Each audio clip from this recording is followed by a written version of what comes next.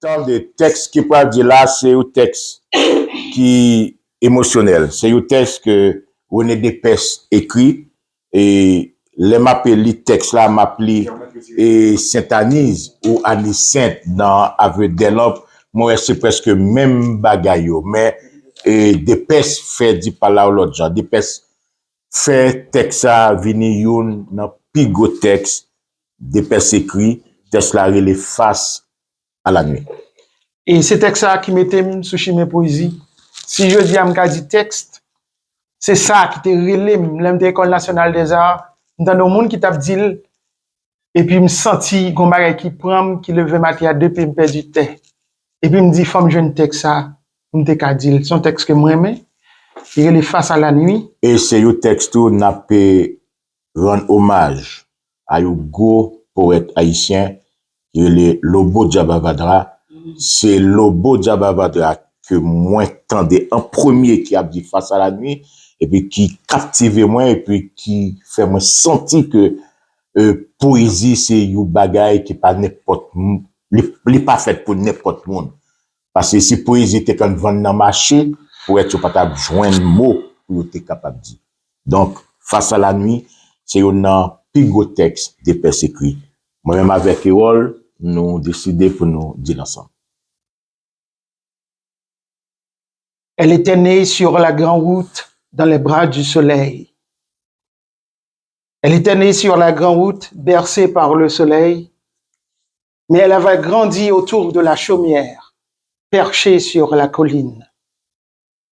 Elle avait grandi autour d'un lopin de terre planté de pois Congo.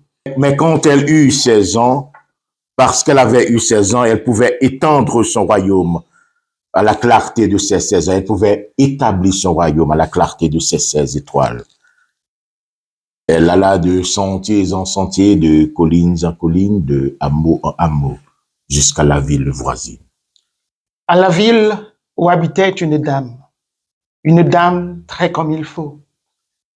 Une dame qui habitait dans les hauteurs, là où il fait frais, là où il n'y a pas de poussière, là où la canaille ne pénètre pas, là où les étudiants parlent du bon français, comme si nous ne parlions pas du bon français, nous autres les damnés, je m'emporte, mais l'on s'emporte toujours à parler de ces bêtises-là.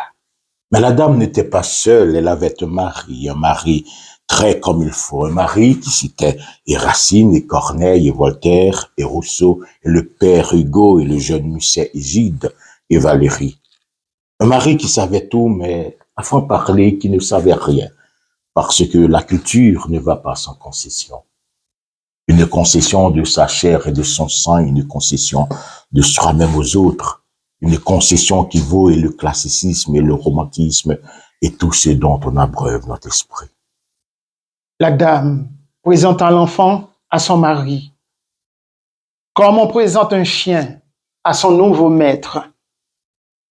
L'enfant qui avait 16 ans, l'enfant qui entrait dans cette belle maison à la clarté de ses 16 ans, et parce qu'elle était née sur la grande route, dans les bras du soleil, et parce qu'elle était née sur la grande route, bercée par le soleil, parce qu'elle pouvait étendre son royaume de sentier en sentier, de colline en colline jusqu'à la ville voisine, elle devint domestique, elle devint esclave de ces gens qui n'étaient que du bois. Elle devint celle qui se lève à la pointe du jour, tandis que les gens très comme il faut se prélassent encore dans leur lit trop vaste. Celle qui lave, celle qui repasse, celle qu'on bouscule, celle qui pleure, celle qui est la vie parce que la vie pour elle, c'est tout ça. Mais elle devint autre chose encore. Une nuit où elle rêva de ses bois, de ses baillarons, de ses flamboyants en fleurs et des combites au travers des saisons. Une nuit, elle rêva enfin de l'amour. Et ce même soir, elle sentit sur ses épaules meurtries et sur ses genoux fatigués le sceau brûlant de l'homme cultivé comme un colon, de l'homme civilisé comme le colon, qui s'est glissé sous l'escalier, comme le colon s'insinuait dans la cage où dormait l'esclave. Mais l'enfant qui avait 16 ans fut surprise par la dame, la même dame très comme il faut, qu'elle l'accabla de gifles lourdes, et la jeta dans la nuit.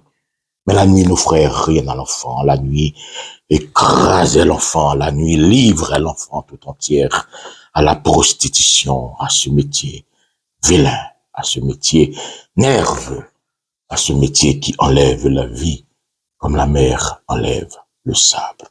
Alors, parce qu'elle était née sur la grande route dans les bras du soleil, et parce qu'elle était née sur la grande route bercée par le soleil, parce qu'elle avait grandi autour des lopins plantés de pois Congo, bafouée, trahie, poitrinaire, abandonnée, elle est morte.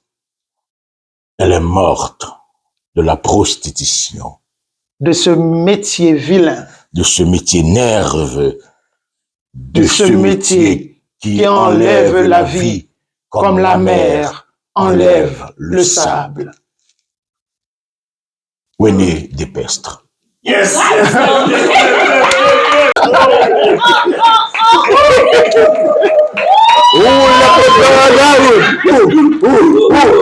Let the dog out!